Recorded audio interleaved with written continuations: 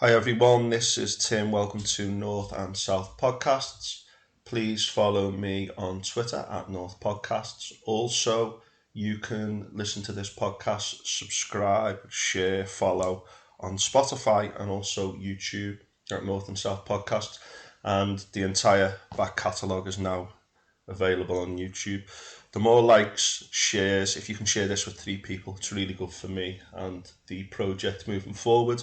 I've got big ambitions for it. Also, if you can contribute financially with a monthly payment for the price of a cup of coffee every month, you can go to coffee.com, details in the notes. It makes a huge difference to me and for this project moving forward. I do really appreciate it in these hard times. Don't forget, if you want to come on to talk about financial survival, well-being, creativity, history, politics, those kinds of issues, get in touch through Twitter, or if you know me, get in touch and we move forward together. Hope Street is a CIC, community interest company based in the northwest of England in Ormskirk. Check out their details in the podcast notes. I've been doing a lot of podcasts with them and a lot of work with them moving forward. It's a great organisation.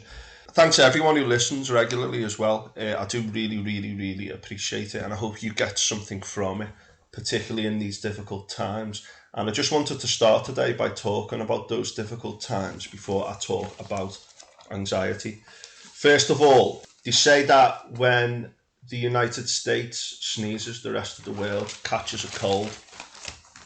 And because America is the global superpower, things that happen there have an impact on what happens in the United Nations, in NATO, impacts on other international organisations like the European Union, but more widely the importance of what might be called liberal democracy, which is the idea that governments contain more than one party and you have free and fair elections and where individuals are protected and have rights. They also have responsibilities, and there is a kind of social contract between the people and the government and the society more widely, where all three interact to make the whole bigger than the sum of the parts, as it were.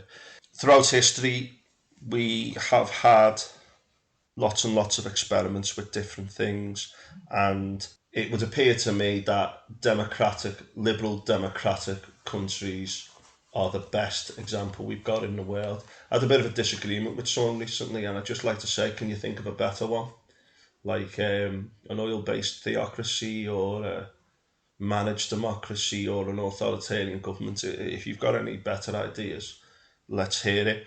Also, a lot of people are turning their back on the idea of democracy these days, and it is frustrating, but it's the best system that we have got. As we know in this country, democracy is under threat at the moment. It has been, I think, for the last decade. We've had a lot of rights removed. The European Convention of Human Rights, which is nothing to do with the EU. They might get rid of that so that the government can do whatever they want. Since we've left the EU, because we've been reclaiming our sovereignty, that hasn't happened. Sovereignty that we've reclaimed from the EU has just been focused in the executive branch of government, which are increasingly aloof, incompetent, and at the moment run by a madman with very little skill and ability. I'm not going to get too sidelined with Boris Johnson because I want to do a podcast shortly on what Johnsonism is. I'm going to speak to some people. What is Johnsonism? But he's obviously a bad actor in a system which is designed to stop people who are liars coming to power. But unfortunately, in the era of populism, which means simplistic attacks on certain parts of society in the hope that all of a sudden when you remove that particular thing or that particular gripe, we're all going to live happily ever after. That is a mirage, and that's evident all over the world whenever we've had populist governments who say, right, let's get rid of this group and that group and let's do this and that. Come up with 3 or 4 slogans. Have a leader who then gets a little bit too fond of power, who uses things like fear of the other, anti-immigration, and as we're seeing, anti-EU, anti-immigrant policies. I think the worst thing about populism, though, is it leads to the cult of personality behind this kind of hero figure at the top, who generally is strange and incompetent, yet people seem to attach like cult status to them, like Boris. And to an extent, Donald Trump in the United States is a big threat. He might be back in 2024. Now, Roe v. Wade has just been overruled by the Supreme Court, or it's been said that basically the Supreme Court has said that the states need to decide. It's not a federal right anymore to an abortion. It's down to the states to decide. Now, we know that the impact of Trump was to put 3 people on the Supreme Court who promised not to overthrow or rule against Roe v. Wade when they had their hearings before they were formally accepted onto the court. They've lied through their teeth, and now they've took the right to abortion away in the United States. Now, there's other countries in the world where you haven't got the right to an abortion, and we know that around the world there's variable levels of support for women who might get pregnant. Now, we also know that if you've got wealth and money, you're less likely to need an abortion, but you can access one as and when you want to, far more than poor people and people who are struggling. Now, what people might say, particularly people on the religious right, is people shouldn't be engaging in sexual activity. I know Clarence Thomas on the Supreme Court is saying that he is keen to go after gay marriage and even the right of, get on this, married couples or any couple to even access contraception. I mean, if that isn't Margaret Atwood's Gilead, I don't know what is. But it is frightening what's happening in the States, because what happens there has a big impact on British culture, British politics, and British socio-economy. And it's very, very troubling to see what I would call crazy people in charge of government who use 3 or 4 simple slogans, which seems to get them elected, amongst people whose chief concern seems to be to keep the woke brigade out. Now, apparently the word woke, I think it's replaced now this idea of political correctness. So anyone who is remotely politically correct is now considered woke. They're now banning books in some states. The free speech warriors who you hear about, who complain when someone is meant to do a talk at a university, and then the university say, oh no, you can't do it, in like 0.1% of cases. The governments are saying, oh no, we need to pass free speech, right, so that those kind of things don't happen. That's in this country. Because ultimately, those people who often get banned are people who support the current governments in this country. And meanwhile, you've got a media dominated by people who avoid taxes, live abroad, and just wish to encourage domestic populism that stops anything progressive happening, including taxation and regulation of media and private corporations, particularly across the media landscape. But it is a difficult time for democracy at the moment. And again, if you've got any ideas of a better system, I'm all ears. But for the time being, we know democracy is managed anyway, even in apparently transparent democracies. You just need to look at what happens in the media at election time. The huge concerns over elections over the last 7 years in the UK and the US has been very, very troubling. Not the actual elections themselves, but the system has shown to be quite undemocratic. And also you've got people who believe these massive conspiracy theories that Donald Trump won the election. And one of the important things about the January 6th committee's investigations of what happened when the Trump supporters tried to overthrow the government on January the 6th, 2021 is people are getting gaslighted into believing that that didn't happen. And then saying, oh, we need to move on and look at the current situation, where you've got like Biden trying to get measures through to make it easier for the average American family. They get opposed by the Republicans, and then the Republicans say Biden isn't doing anything about inflation. Just absolutely beggars belief what is happening across the pond. But also we need to get our own house in order in this country.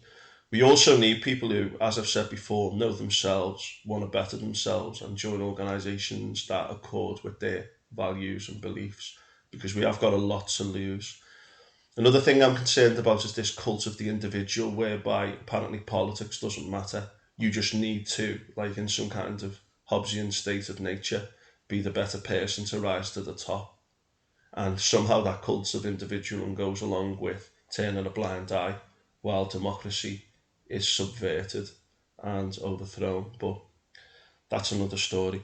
But anyway, just very concerned about Roe v. Wade in the States, the impact it has globally. I've got relatives and family who live in the United States. There are dangerous minorities who are willing to assert power at any cost, and those people need to be exposed, and we need to do what we can to stop them imposing their worldviews. Just on the woke word, I listened to a good podcast recently. I think it's called The Origin podcast, and it's through the bunker, and they looked at the origins of the word woke, and apparently the word woke at its most basic level means an awareness of racial and social justice issues. So according to that, everyone's woke. It's just some people don't want to talk about those issues. Not even like, okay, here's an issue. What are we going to do about it moving forward? You can't even get to that. You might disagree about how we move forward, but now the media landscape is such that a lot of branches on the right will just completely ignore that. And I think that's very, very, very concerning indeed. I'm going to talk about anxiety now, and I wrote a poem a few years ago called Anxiety for Breakfast, and it's about the feeling of waking up in the morning and feeling anxious, and it can be quite scary. So I'm just going to talk about my experiences of anxiety and also some strategies and mindfulness techniques which help me with it. And first of all, you might say, what is anxiety? And I think at its most basic level, it's a feeling of discomfort, worry, and concern.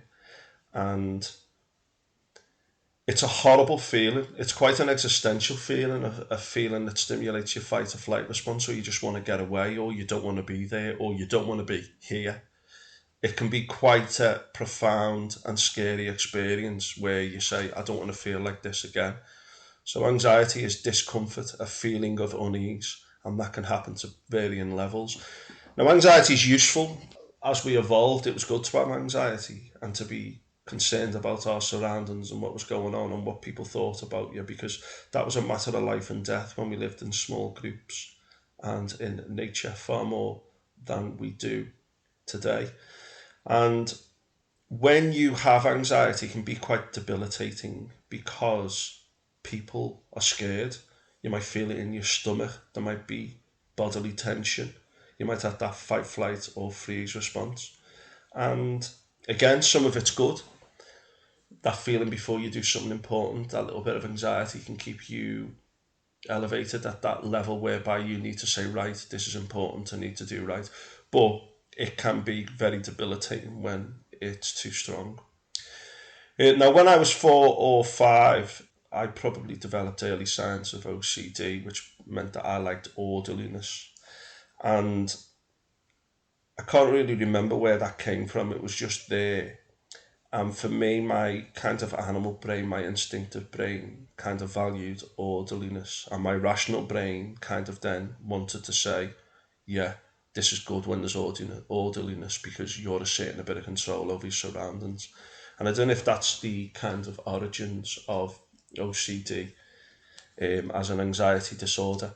I had panic attacks when I was young, and if you've ever had a panic attack, it's absolutely terrifying. You think you're dying. And I didn't talk about it with anyone, and there was no websites or talking about it in schools or anything like that. It was the 80s, the early 90s, and it's quite an out of body experience, a panic attack, and it's absolutely terrifying. And as an adult, I read about panic attacks when I was about, I think, 29, 30 for the first time, and I went, oh, that's what that was. And that was quite powerful to be able to place it and to describe something which I thought had only ever happened to me and was some kind of a failure or malfunction within me. So that was quite powerful to hear about.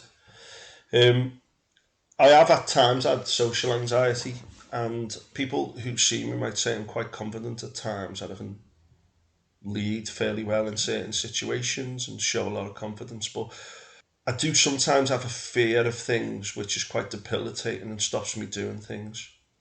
When I was 29, it became a problem when I developed anxiety and depression for the first time in a way where I actually said, right, there's something wrong here. And I went to the doctors, and the doctor said, you've got anxiety and depression at the age of 29. And since then, I've tried to make myself better. I felt it was good to state that so that I could then move on. But at the same time, you don't want to be defined by your label and use it as an excuse not to do things. But I did find it very helpful to have those words and then to read books and leaflets and go online to find out about what these things basically meant. Now, there are a number of different types of anxiety disorders, so I'm going to mention a few. One of them is kind of an umbrella term called generalized anxiety disorder, and it's it's a feeling where you're just like uneasy all the time, and you're like, well, there's no reason why I need to feel uneasy, yet you do in your stomach.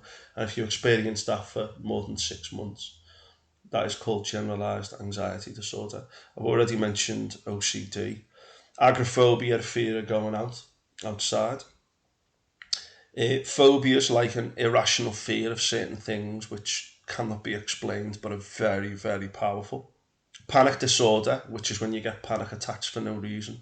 I mean, people might have a panic attack with a stimulus, and you go, well, that caused that, so I can deal with the panic attack and I can deal with the stimulus and work that out. But panic disorder is when you have them for no reason. And also post-traumatic stress disorder, which is when you develop anxiety after a particularly stressful event and your mind struggles to get beyond it. So they're the main categories of anxiety disorder. There are others. I first got proper depression when I was 29, and depression's a very strange feeling. It's like something you've never experienced before.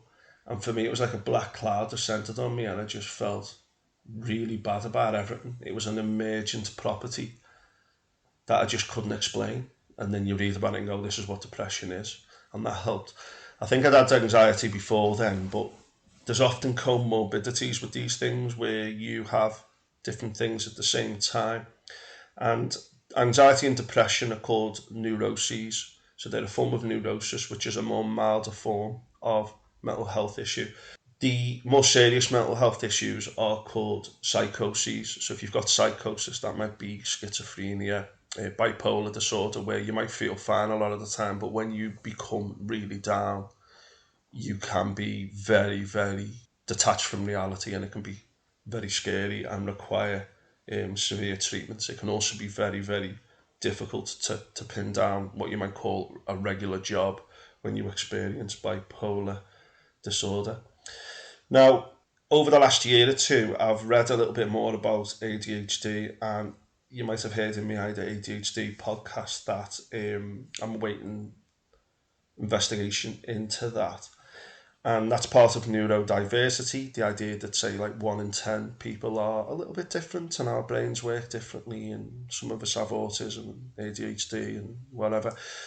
And it can be linked to maybe creativity, the creative mind to a degree, particularly with neuroses. But everyone's unique, and it's often a patchwork of things, and you have lots of comorbidities. But what I would say is that the ADHD umbrella that I think I might be in is probably been what's caused the depression and the anxiety, which again is empowering for me because it goes, right, well, that explains it. But it's also a label that you don't want to say, the moment something bad happens, I've got ADHD, I can't do this kind of thing. So labels can be helpful, but they can also be unhelpful. So it's how you use those labels. And it's important that you don't become defined or shackled by those labels. At 29, I started on medication, antidepressants. I also feel that maybe I used alcohol as a form of self-medication and risky behaviour maybe in my youth or me young. Nothing too serious like, but just distractions from the norm, I think helped me to deal with life. And I think that's quite normal in people with ADHD.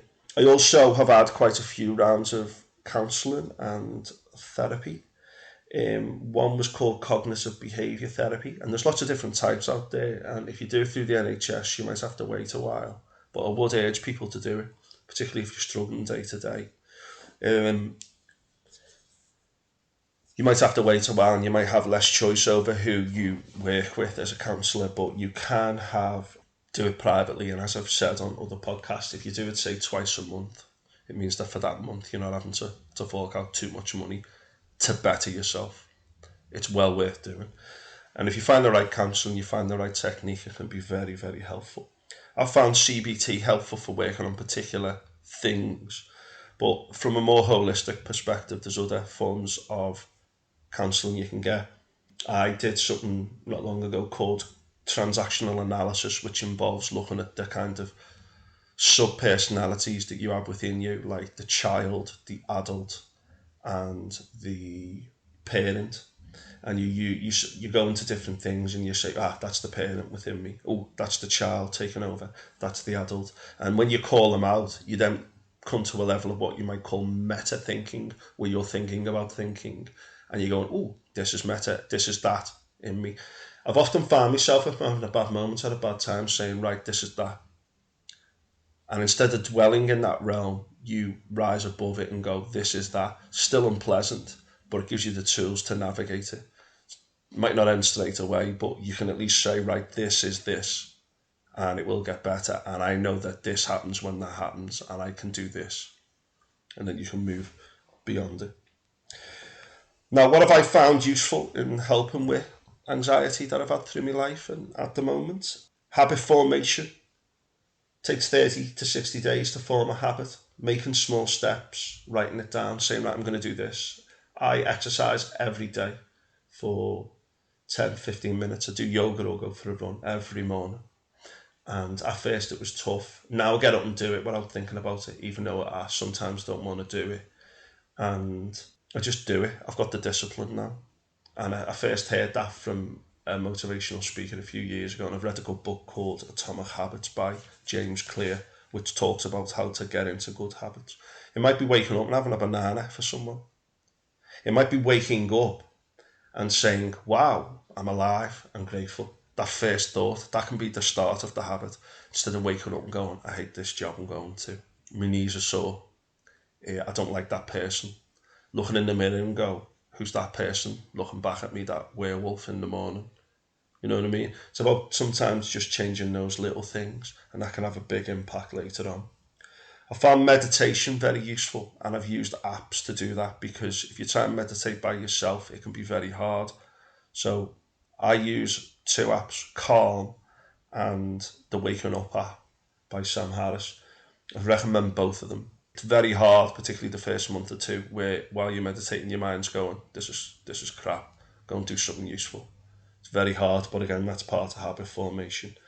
I use meditation through the day to balance myself. Now, some of my colleagues will say there's a times when you're not balanced, mate, but that's a work in progress. Mindfulness techniques, I've mentioned these on other podcasts about 5 breaths. If you breathe in and out 5 times and actually focus on the breath without thinking, you break a negative cycle. It's also about looking out the window. What can you see? What can you taste, touch, smell, and feel? And acknowledging the 5 senses. And just for that moment, breaking that negative cycle that you might be in. I also do cold showers in the morning. And when I don't have a cold shower in the morning, this again, the first time you have a cold shower, you might just do it for 10 seconds, just onto your chest. When you get a bit better and more confident, you'll dip your head under the cold shower. And then the real tough one is putting your shoulders and your upper back under the cold shower.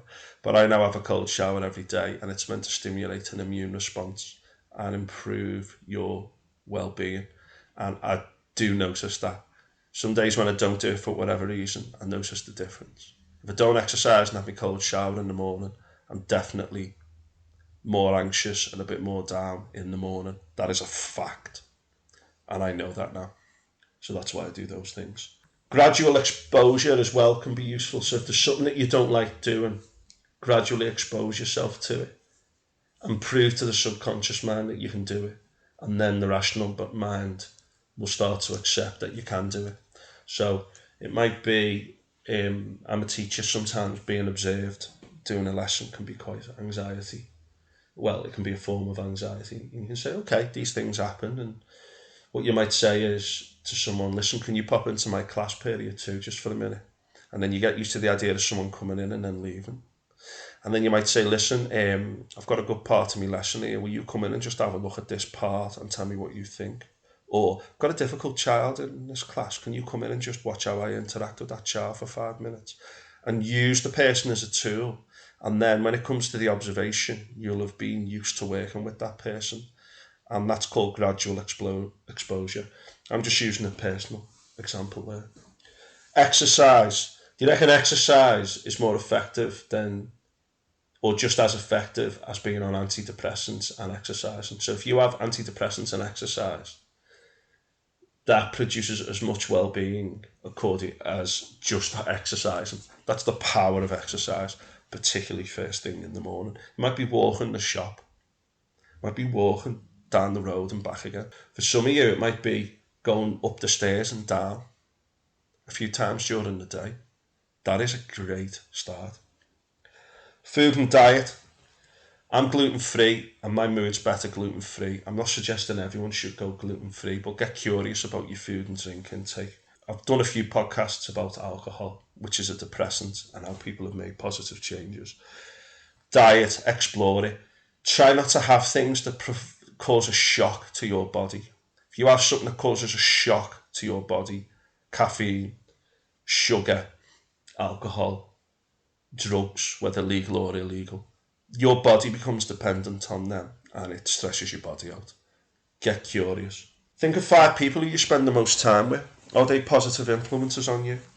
If they're not, don't spend time with them. Move on. Get better. It can be hard. You might live with people. You might have close family and you think, I can't really cut them off. Think about who you spend your time with, and if you do have to spend time with difficult people, don't you become difficult by osmosis because you mix with them. That is very hard to do, and that is a very, very strong example of your mental discipline if you can do that.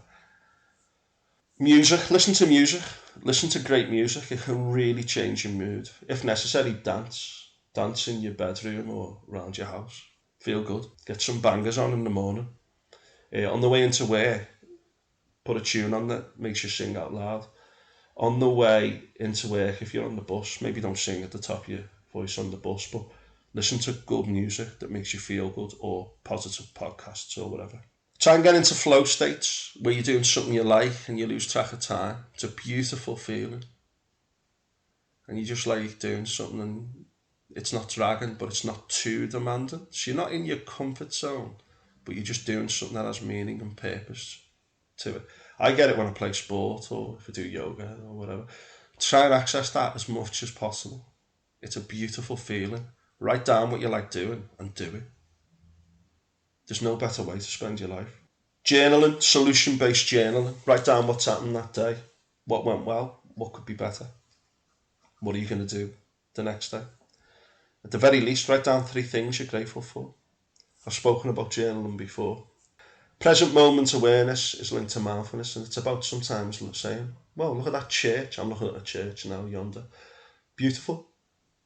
Look at the trees moving around in the wind. That bird there. Look at me lad's toys, which you can see in the basket opposite. It's cute when he plays with them. Just about living in the present now and again and going, it's kind of nice living in the present, because that's where you actually live your whole life. And if you don't live in the present, you don't live life. So try and live in the present more. And I live in the present when I do these podcasts. So that's why I'm putting you through it all, folks. You're helping me to be mindful and to live in the present moment. What do you do for a living? Where do you spend your day? Do you like it? Now, I remember reading on a Moby album, like the CD booklet you get with a CD. I bought an album by Moby in like 96, 95, 96. And it was a remix album. And I'll think of the album in a minute. And he had like all these things that you should do to make your life better. And one of them was like, do work that is meaningful to you. And I said, well, that's a bit of a luxury to be able to say that. But I don't care how old you are. What are your dreams? What do you want to do with your life? Where do you spend your day? Is that a positive environment to you? Sometimes you have to make sacrifices. Life isn't perfect, but can you change that? Can you go somewhere else at lunchtime, another room? Go outside for some fresh air. Can you do things within your job that you like doing and focus on them more than the things you don't like doing, while still admitting there are some things you have to do that you don't like doing? Get curious about yourself. Why do I feel down today? What could be the reasons? How could I make my life better? Ask better questions. Tony Robbins always says, he's a bit of a life coach, quite famous. What do you want to do with your life? Get curious. Ask yourself questions and say, how could this get better? How can I feel better in this situation or that situation? Limit media and social media and negativity. It doesn't mean that that you don't get informed. We need to be informed about things, but don't get absolutely overwhelmed with things like negativity. I don't watch the news. I read newspapers and listen to podcasts so I know what's going on. I don't watch news, and I don't watch things on social media that wind me up. I still do sometimes. I end up wasting a few minutes, and I'm better now at going, this is not good for me, switch it off. But overall, you need to acknowledge that there are going to be bad days and there are going to be tough times, and it's not how we navigate the good times, it's how we navigate the bad times and the difficult days that define us. That's what makes successful people successful, how they navigate the difficult times and the bad times. I went to the bank today with a friend to set up a business account for a CIC that I'm looking to set up, a community interest company. And I went in and said, I'm expecting there to be problems here because someone said to me it can be quite painful opening up the bank accounts and you have to do loads of checks and you have to jump through so many hoops. And I went in expecting there to be a problem, and then there was a problem. But then I didn't feel down about it. I just accepted it. And that's what you call Stoic wisdom. And it doesn't mean you go around looking for negativity. You just go around saying, if something happens that is negative, I will deal with it calmly and wisely and maturely. And I wish I could be more consistent with that. So, practice. Use your five senses, use your breathing, use meditation. Meditation means identifying a home base like your breath. I'm going to focus on your breath for 5 breaths. It might mean doing a body scan. Go through your whole body and see if there's any tension. Just experience what it's like in your feet, in your legs, in your arms, in your lower belly, in your heart, in your upper chest. Any tension there? What's going on? And then you stop thinking about the negative stuff. And also sleep management. Get your sleeping right. I'm going to do a podcast on sleep eventually, but you need to get 7 to 8 hours, folks. And if you're struggling sleeping, listen to the sound of running water, meditation apps, videos. If you're lying in bed and you can't get to sleep, don't sit there getting wound up. Say, I'm in bed relaxing. This is nice. If you're really struggling to sleep, get up and do something, then go back later when you feel ready. Do jobs though that you don't like doing, that are a punishment to the brain. Try not to do something like watch a film or play computer games, because then you're rewarding the mind for being awake. But I'll do sleep again, because I've done quite a bit of research into sleep, because it's something that I've struggled with at times in my life. So get interested in you. How do you work? What makes you anxious? Why? What are you going to do about it? What do you like doing? Why? How can you do more of that? Ask questions, maybe in your journal. Try stuff out. Things might not work for you. So I listen to the Karma, where they have the sound of running water. So in the night when I wake up, if I'm struggling to get back to sleep, I'll put that on. And I'm better now than I was 2 months ago with my sleep, since I've started using the Karma. Fact. Share with others and listen to what they say. Because when you share with others, you consolidate what you've learned, because by sharing it, you make it more real. Because you have all this stuff swimming around your head and you have visions and words. When you say it and externalize it, that's powerful. Join groups that help you, that are empowering. It might be a charity, it might be an online community, it might be a community volunteer thing, it might be where you work. Get help. Know when to get help. Get counselling. Go to the doctor. And that's my spin on anxiety. So I did a bit on politics just because of Roe v. Wade, because I just wanted to say a little bit about Roe v. Wade. If you are pro-life, etc., or anti-abortion or whatever, that's great. Don't get one. If you live in the real world, abortion's a terrible thing, but the WHO said that whether abortions are legal or illegal, the rate of abortions tends to stay the same. Let's provide them safely for people. And let's have a better society where people don't feel like they don't need to do that. You know what I mean? Like, what, you chastise women for getting an abortion and you don't give them maternity leave in the US. It's absolutely ridiculous.